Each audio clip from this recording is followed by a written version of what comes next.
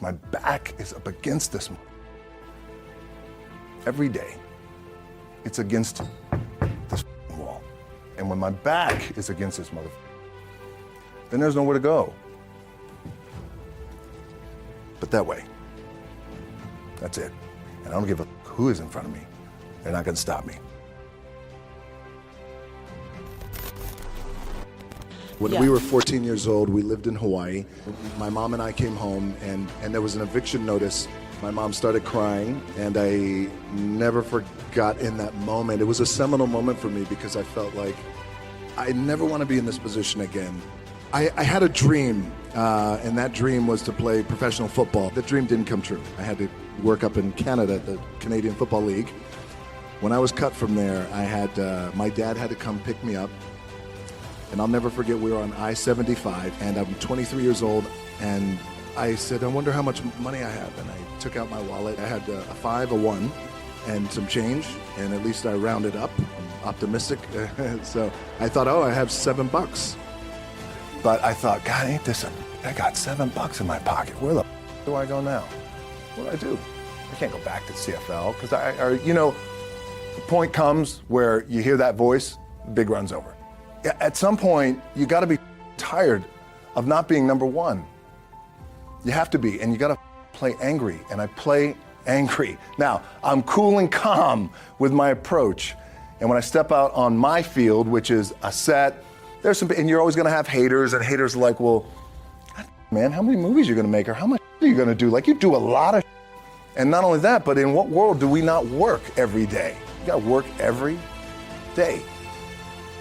Well, I read that your father, you used to watch him in training, and he would say, if I'm going to get up at 6 a.m., you're going to get up at 6 a.m. So what do you think you got the most from him? It was definitely my work ethic. My dad was a man who, against the odds, made it.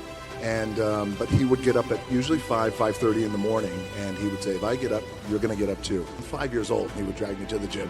Yes. And I wouldn't work out, but he would just make sure that I was there and be with him, and that was our time that we could spend together.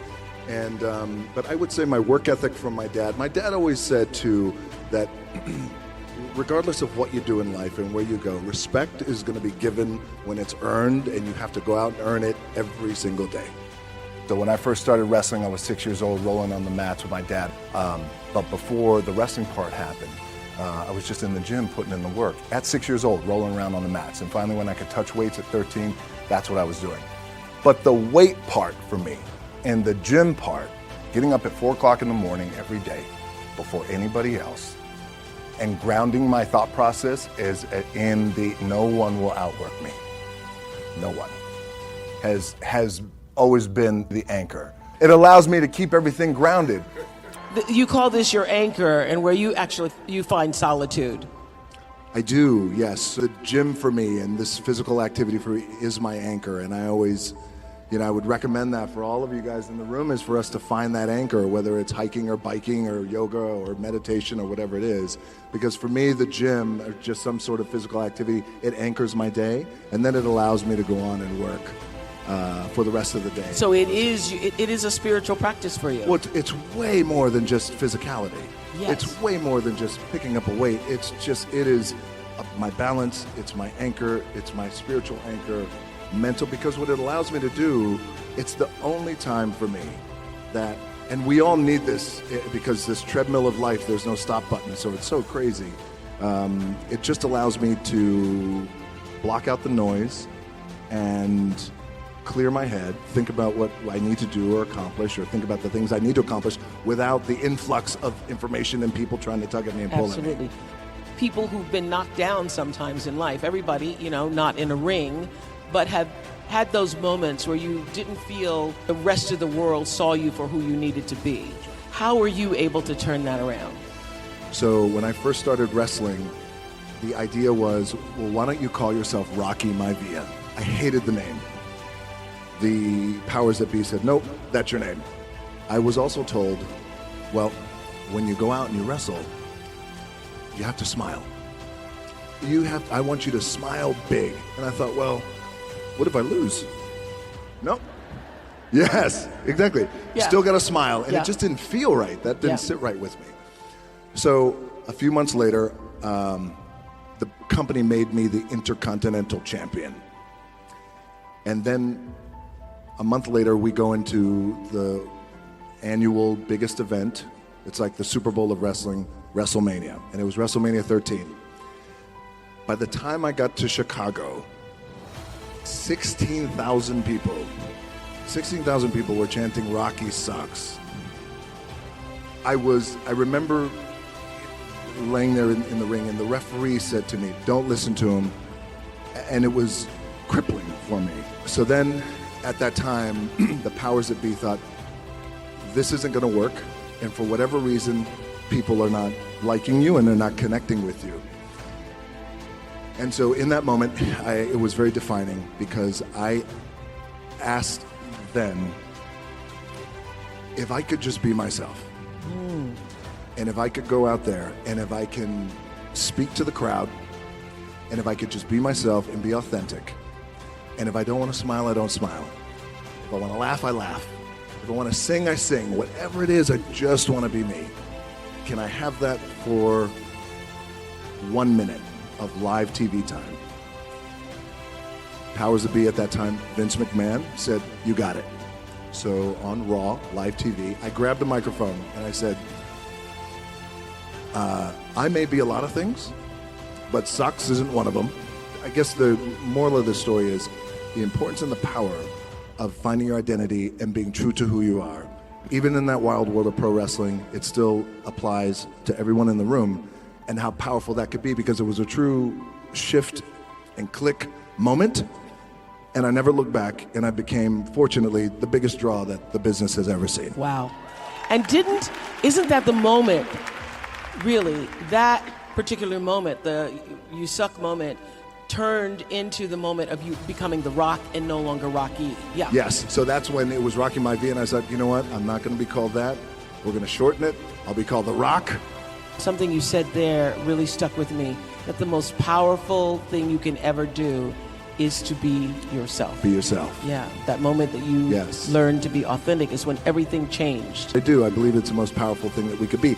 For example, when I got to Hollywood, the very first time I got to Hollywood in the early 2000s, I was told, again, well, if you want to be a star, maybe you shouldn't talk about wrestling. Maybe you shouldn't go to the gym as much. Maybe you shouldn't raise your silly eyebrow. And, there was a lot of things like that. And when you don't know, you buy into it. Okay, so I went through that entire process.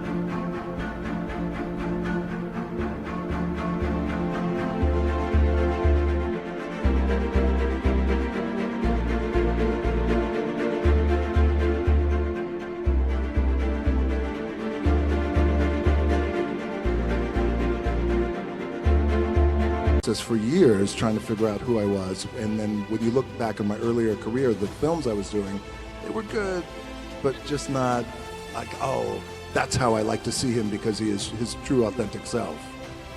This time when I felt like, okay, I really need to make a change in my career, I need to be me, and I want to have the kind of career that is a global career. And I said, I'm not quite too sure how we're going to do it, but I need you to buy into the vision with me, and I'm willing to put in the work with my own two hands. They said, what do you want to accomplish? I said, I want to accomplish the world. I want the world, and I want Will Smith's career. I want to do it bigger and better. Because they even said to me, well, how do you do it better than him? This was in 2006. I said, I don't know, but I do believe there's a better way to do it and a different way to do it. And they looked at me like I had three heads, but I still stayed focused. And I still had still put in the hard work with my two hands. And then eventually I'd left them and then decided, you know what? My name is The Rock, and I come from the world of professional wrestling, and I look the way I look, and I talk the way I talk, and I love to work out. And you know what? this is who I'm going to be. And here we go. It's working for you. It's working.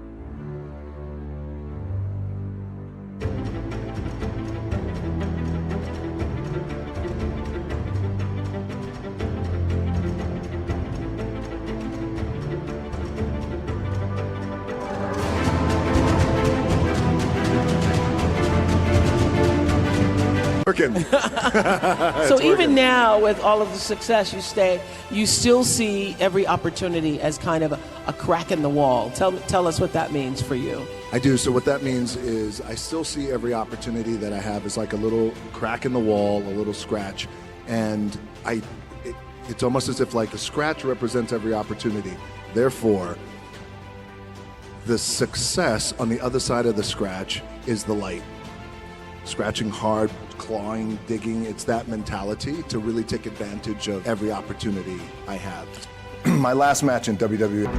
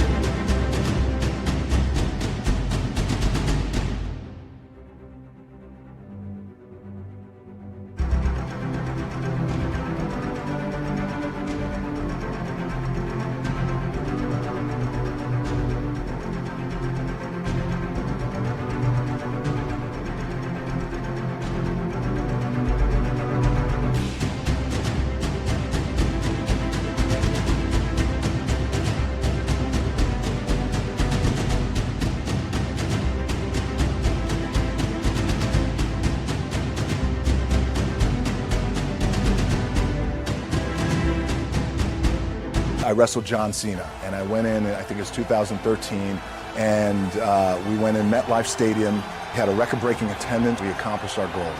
So I wrestled with John Cena. We had 45 minutes planned for the match. At the 15-minute mark, bang! I feel something pop. I'm like, boom! What the? I'm laying there, and both of us are out. I said, oh, something's going on. Referee comes over and he's like, Rock, you all right? I'm like, yeah. I get up, I go to step, and I can't step. So now in that moment, you're in the game and you're in the thick of things, and you gotta make a decision. What do I gotta do? Now, I got 30 minutes left of this match, and I have one moment. In this moment, it was a defining moment. I could either tell him, no, I'm done. He'd give the signal, match is over. Or, let's keep going. We had this decision. I said, no, let's keep going. I said, how much time is left? He's like, 32 minutes. Okay. Rest of the whole match, getting scared because I'm thinking, man, well, what happens if I'm gonna lose my leg or something like this, if I've just done something to my artery? Now, luckily, the match is over. He pins me, 1, 2, 3.